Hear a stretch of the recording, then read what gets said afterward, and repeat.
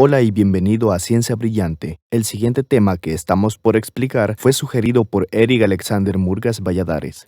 Primeramente debo decir que para entender nuestra concepción del tiempo a lo largo de la historia, primero tenemos que hacer un viaje y conocer primero la siguiente duda. ¿Qué es el tiempo? Con esta premisa empezamos el vídeo.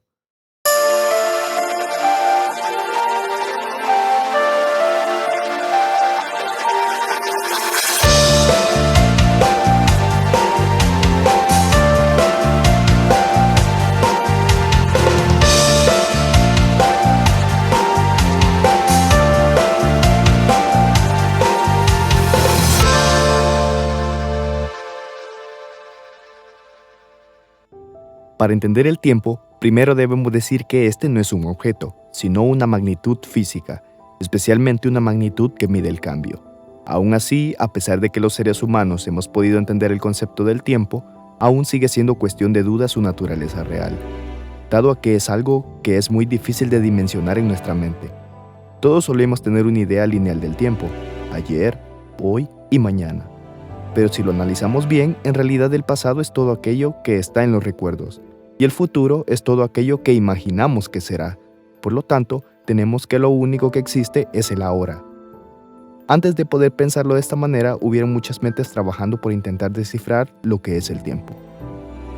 En la antigua Grecia, Aristóteles exponía que el movimiento depende de la existencia de los entes, y el tiempo es a su vez número del movimiento. Por lo tanto, su carácter derivado y secundario es incuestionable. Con esto él quería decir que el tiempo estaba conectado con el espacio y el movimiento, las cuales para él eran tres entidades continuas. Isaac Newton, en cambio, poseía el concepto de tiempo como algo absoluto. Así fue como lo estipuló en el principio de Newton, el cual enunciaba que el tiempo es absoluto, verdadero y matemático en sí mismo. Es por su naturaleza algo que fluye uniformemente sin relación a cosas externas, por lo cual deduce que el espacio y tiempo son absolutos. Por lo tanto, según este enunciado, algo que ocurre en el presente en este lado del universo se logra ver desde lejos, aunque esté a años luz de distancia. ¿Es esto cierto? Pues no, dado a que tenemos el Sol como una prueba que refuta este concepto. El Sol emite energía y radiación en todas las frecuencias del espectro electromagnético.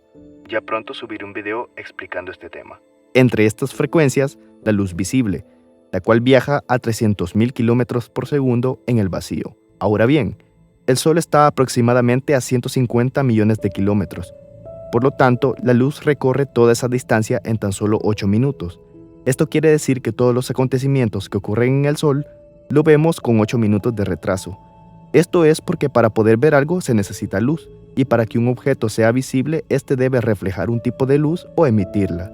Si el enunciado de Newton fuera cierto, todos los acontecimientos que ocurren en el Sol deberían ser vistos inmediatamente mientras ocurren. Sin embargo, esto no pasa, ya sea porque las leyes de la física no lo permiten o porque nuestro organismo no es capaz de percibir todos los aspectos de la realidad.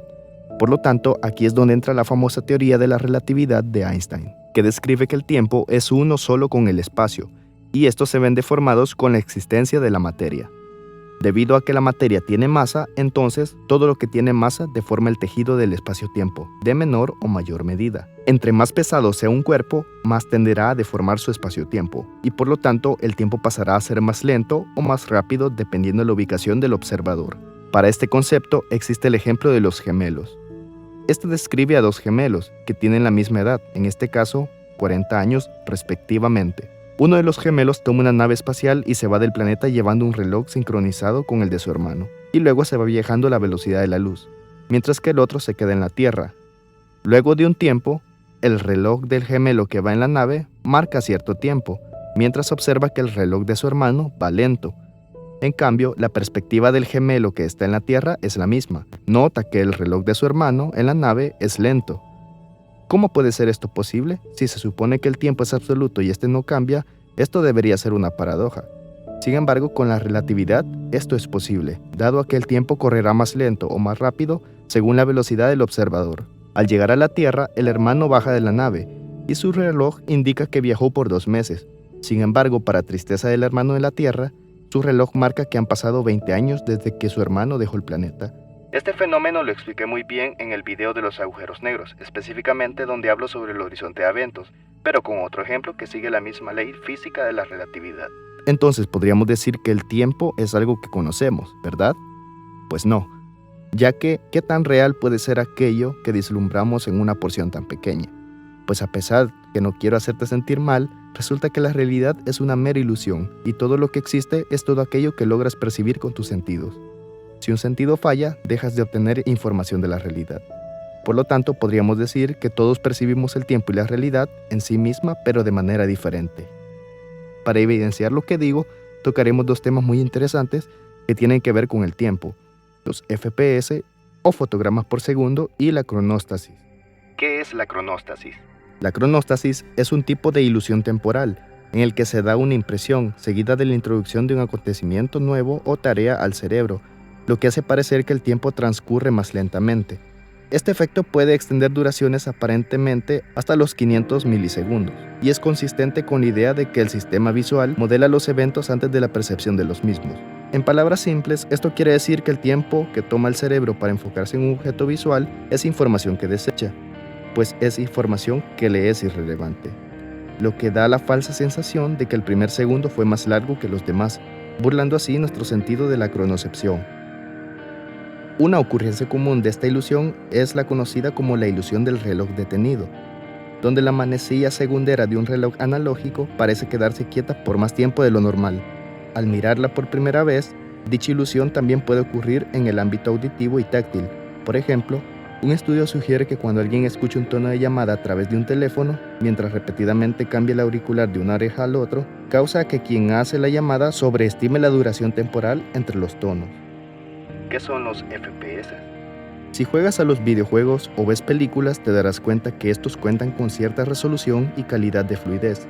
La resolución es lo grande de una imagen, sin que ésta se vea borrosa y se pueda apreciar al detalle de esta, como una fotografía. Esto es una imagen de 144 píxeles. Esta, una de 240. Esta, una de 720. Y esta, una de 1080. Como puedes ver, la resolución solo es la distribución de los píxeles que crean una imagen. A más píxeles, mayor resolución. En cambio, los FPS son los responsables del movimiento. Un ejemplo de FPS son los dibujos que haces en la libreta y que luego de pasar rápidamente a las páginas da la ilusión del movimiento. Cada dibujo es un fotograma, y entre más fotogramas con ligeras diferencias tengas, más fluido se verá el movimiento. Por ello, los FPS importan bastante en la calidad de los videojuegos o las películas. Usualmente una calidad de fluidez estándar son los 60 FPS, es decir, 60 imágenes por segundo. ¿Cuánta es nuestra capacidad de ver FPS? Pues se estima que el ojo humano percibe una media de 45 FPS. Por ello, cosas que están a 60 FPS nos resultan superfluidas, ya que incluso sobra información que nuestros cerebros puedan procesar. ¿Qué ocurre cuando el número de FPS excede la capacidad que tenemos de verlos? Pues esto.